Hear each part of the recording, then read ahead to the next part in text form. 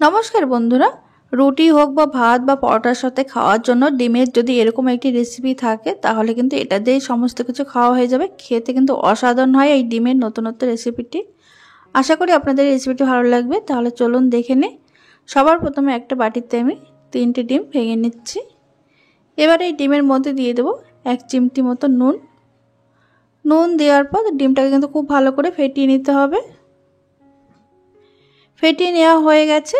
এবার দেখুন কড়াইতে দিয়ে দিচ্ছি আমি 1 চামচ সাদা তেল। তেলটা ভালোভাবে গরম হয়ে যাওয়ার পর গ্যাসের ফ্লেম মিডিয়ামে রেখে ডিমটা দিয়ে দিলাম। এবার ডিমের আমি ভুজিয়া তৈরি করে নেব।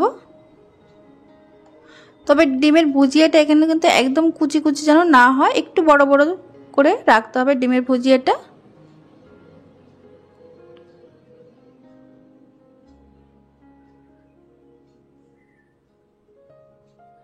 দেখুন ঠিক এরকম করে ভেজে নিতে হবে। এগুলো কিন্তু খুব বেশি কড়া করে ভাজবো না। দেখুন এরকম একটু বড় বড় করে ভেজে নিয়েছি। এবার এগুলো খুব সুন্দর করে ভাজা হয়ে গেছে। এবার এগুলো তুলে নিচ্ছি একটা বাটিতে আমি। এবার কড়াইতে দিয়ে দিচ্ছি আরও 1 চামচ সাদা তেল।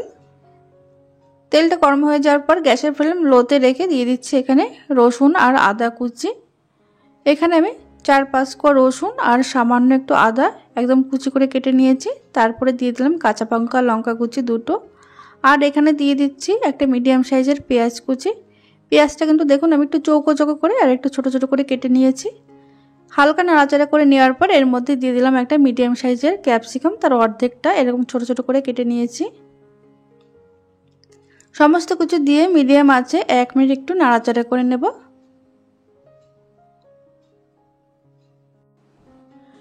1 মিনিট ভেজে নেওয়ার পর এর মধ্যে দিয়ে দিলাম সামান্য একটু নুন, দিয়ে দিলাম সামান্য একটু হলুদ। এবার দিয়ে দেবো কালারের জন্য কাশ্মীরি লাল লঙ্কার গুঁড়ো, আর দিয়ে দিচ্ছে এর মধ্যে সামান্য জল। এবার এই মশলাটা 10 থেকে 15 সেকেন্ড একটু হালকা করে একটু নাড়াচাড়া করে নেব।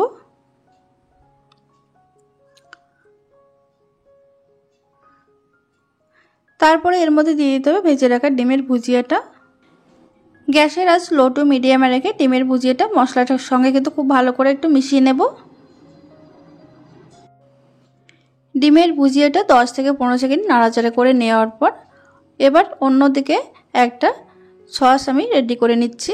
দেখুন তার জন্য একটা বাটির মধ্যে দিয়ে দিচ্ছি আমি 2 টেবিল চামচ টমেটো সস। এবার দিয়ে দেব 2 টেবিল চামচ গ্রিন চিলি সস। দিয়ে দিচ্ছি 1 চামচ সয়া সস। এবার এর মধ্যে দিয়ে দেব আমি 2 চামচ মতো জল। জল দিয়ে কিন্তু এটা খুব ভালো করে মিশিয়ে নিতে হবে। ভালো করে মিশিয়ে নেওয়ার পর এবার এর মধ্যে দিয়ে দিচ্ছি আমি 1 চামচ কর্নফ্লাওয়ার। তারপরে দিয়ে দেবো আরও 1 থেকে 2 চামচ জল। জল দিয়ে এবার এই মিশ্রণটা কিন্তু খুব ভালো করে মিশিয়ে নিতে হবে।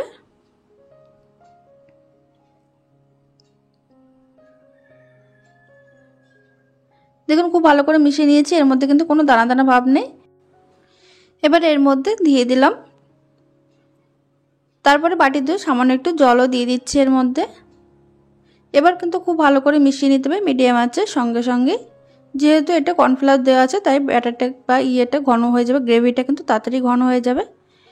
এবার এর মধ্যে দিয়ে দিচ্ছি আমি সামান্য কয়েক দানা চিনি দিয়ে খুব ভালো করে মিশিয়ে নেওয়ার পর গ্যাসের আঁচ একদম লো টু মিডিয়ামে রেখে এটা আমি ঢাকা চাপা দিয়ে 2 মিনিট ফুটিয়ে নেব।